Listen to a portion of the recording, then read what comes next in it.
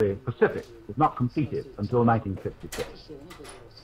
This evening, by using satellites, microwaves and landlines, we will link Europe with Africa, Asia, Australia and America. His YouTube channel, no relation to me, made when he started to research the flat earth theory. He decided to go down to his local library and see what he could find, and he found over 100 articles in the microfiche of the old newspapers. So I'm going to read this out and I hope you enjoy. This first one is from the Evening Telegraph, Monday, November 21st, 1921.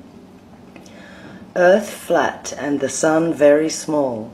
Revolutionary theories taught in US schools.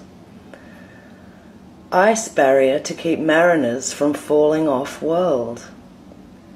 Revolutionary theories of a flat world and the absence of gravitation is being taught at the high schools of Zion, Illinois, USA, by order of the state's Board of Education. The new course of study teaches that the Earth is a flat circular world with a North Pole in the exact center, no South Pole, and surrounded by a wall of ice which keeps venturesome mariners from falling off the rim.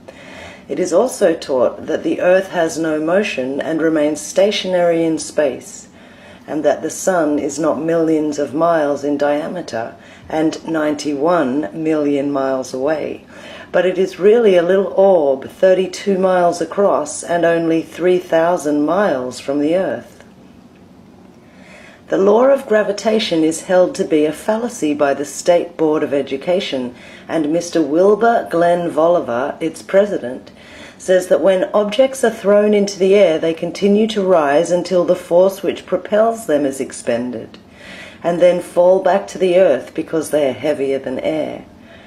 A special kind of map is used in the schools to demonstrate the flat world theory, and it shows that the Earth as it would look to an observer directly above the North Pole, with the continents and seas projected onto a flat plane.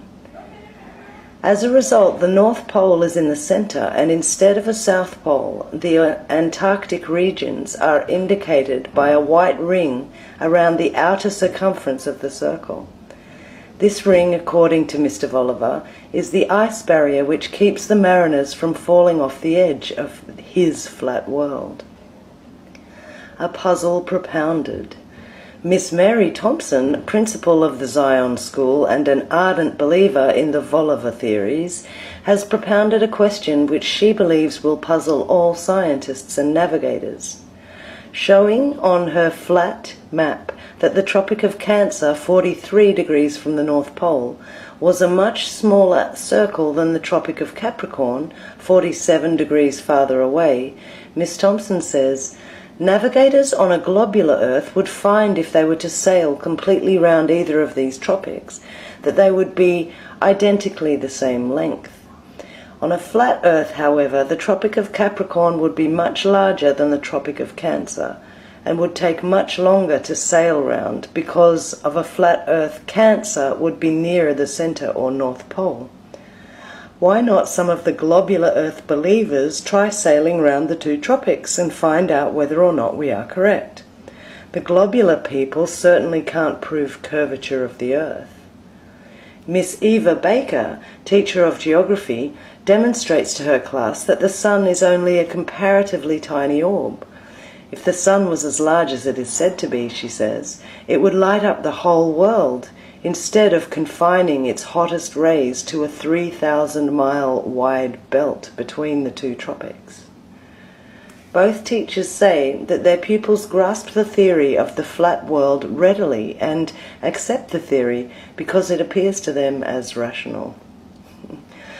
Very interesting. So, in 1921, the Sun was apparently 91 million miles away, and since then we've added 2 million miles to that figure. I think it started out at 3 million miles according to, I can't remember who it was first that said that, but we've gone from 3 million to 93 million in a few hundred years. So yeah, I thought you might find that interesting, and thanks to Dean Hawke for sending that.